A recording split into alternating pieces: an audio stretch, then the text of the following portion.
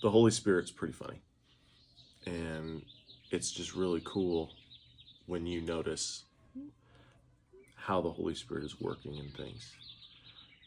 I learned from my father-in-law to read the Bible to my wife every day.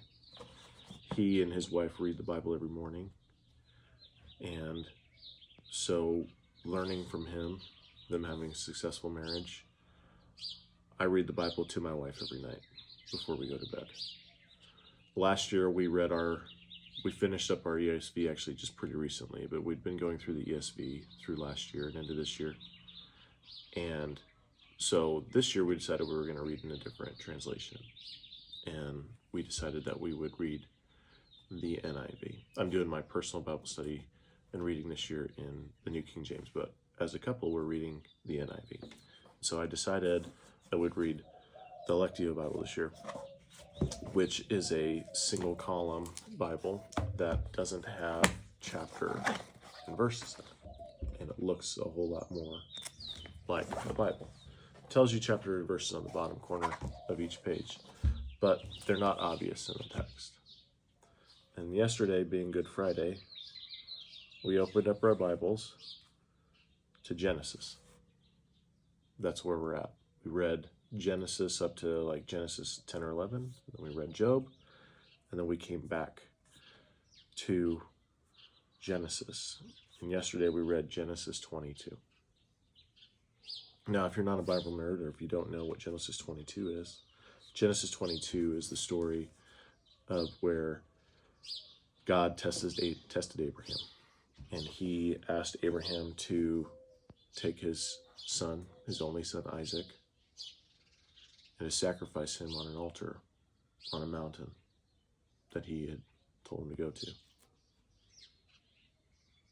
And in this story, Abraham takes his son, and his son is willing, and he puts wood on his son to go up to build the altar, and he binds his son, and he picks up the knife to slay his son. And the angel of the Lord speaks from heaven and tells him, don't lay a hand on the boy. Don't do anything for him. And he knows that Abraham fears God because he wouldn't withhold his only son. The next thing that's shown is a ram.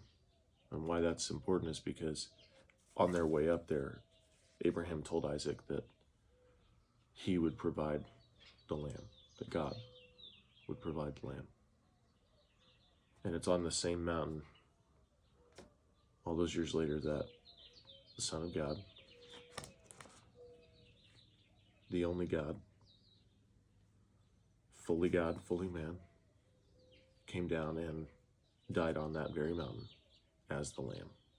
So I just thought it was funny that the Holy Spirit would give us this Bible that we don't read our chapters and verses in, and we pick certain stopping places every day, and we just read to where we read to, and it led us to Good Friday to read this promise, this prophecy of Jesus coming.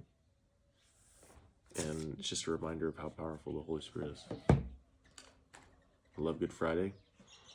I hope you guys had a great Good Friday, and that you're looking forward to an amazing Resurrection Sunday, and that you know that it's been finished.